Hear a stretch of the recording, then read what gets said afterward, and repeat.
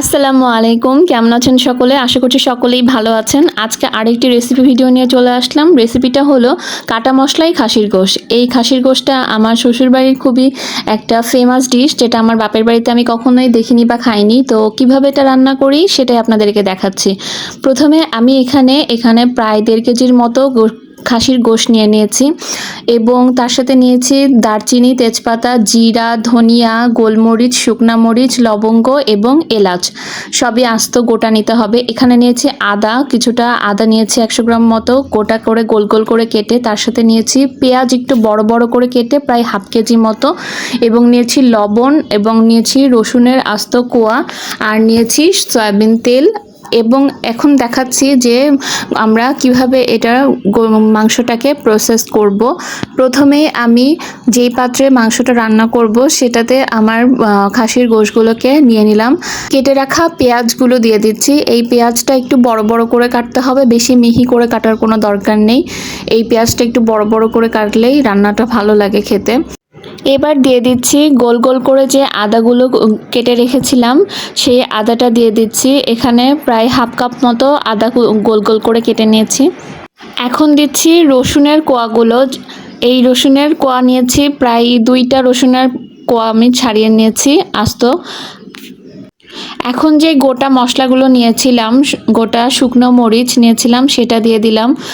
এখন দিয়ে দিচ্ছি দারচিনি, তার সাথে দিয়ে দিব লবঙ্গ, এলাচ, গোলমরিচ, ধনিয়া, সামান্য জিরা এবং 3-4টা মতো তেজপাতা।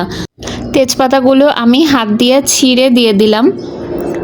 এখন দিয়ে দিচ্ছি দই রেখেছিলাম, এখানে টক দই রেখেছিলাম 1 কাপ পরিমাণ টক দইটা দিয়ে দিলাম ভালো করে। এখানে টক দইটা লিকুইড করে নিয়েছিলাম, সেটা দিয়ে দিলাম। এই পর্যায়ে দিয়ে দিচ্ছি এখানে 1/2 কাপ মতো তেল নিয়েছিলাম, সয়াবিন তেল, সেই তেলটা দিয়ে দিচ্ছি। লবণ দিয়ে নিচ্ছি 2.5 চা চামচ মতো। এটা যদি পরে লাগে আমি আবার চেক করে নেব, আপনারা আপনাদের স্বাদ অনুযায়ী লবণটা দিতে পারেন। এখন এই সব উপকরণগুলো হাতের সাহায্যে ভালো করে মাংসের সাথে মাখিয়ে নেব, যাতে করে মশলাগুলো সব মাংসের সাথে ভালো করে লেগে যায়। এই রান্নাটাতে এই কাটা মশলাগুলো গোটাভাবেই ইউজ হবে, এছাড়া আর কোনো বাটা মশলা ইউজ হবে না। এটাই এই রান্নার বিশেষত্ব। তো এভাবে আমরা এই গোশটাকে মাখিয়ে কিছুক্ষণ রেখে দেব, 10 থেকে 15 মিনিট মতো আমরা এই গোশটাকে একটু ম্যারিনেট করে রেখে দেব।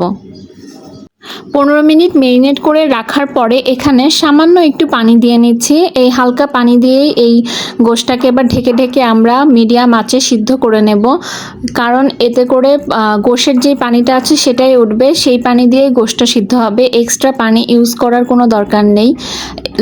মিডিয়াম টু লো হিটে রেখে আমরা এই গোশটাকে ভালো করে সিদ্ধ করতে থাকবো।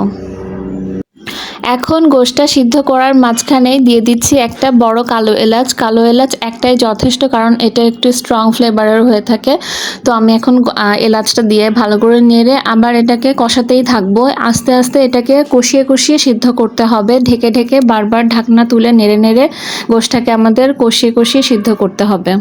প্রায় আধা ঘন্টা থেকে 45 মিনিট পর এই গোশটা ভালো করে আমরা কুক করে নিয়েছি, মাঝারি আঁচে রেখে কষিয়ে কষিয়ে। তো এই তো তেলটা উপরে উঠে এসেছে, এখন গোশটা প্রায় হয়ে এসেছে। তো আমাদের রান্না প্রায় কমপ্লিট। এখন আমরা এটাকে সার্ভ করব।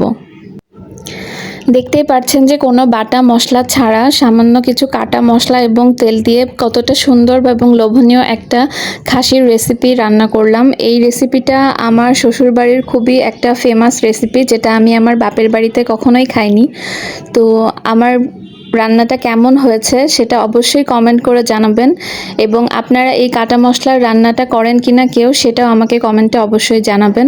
তো আজকের ভিডিওটা এখানেই শেষ করছি। অন্য কোনো রেসিপি ভিডিও নিয়ে আবার দেখা হবে। ততক্ষণ পর্যন্ত আল্লাহ হাফেজ।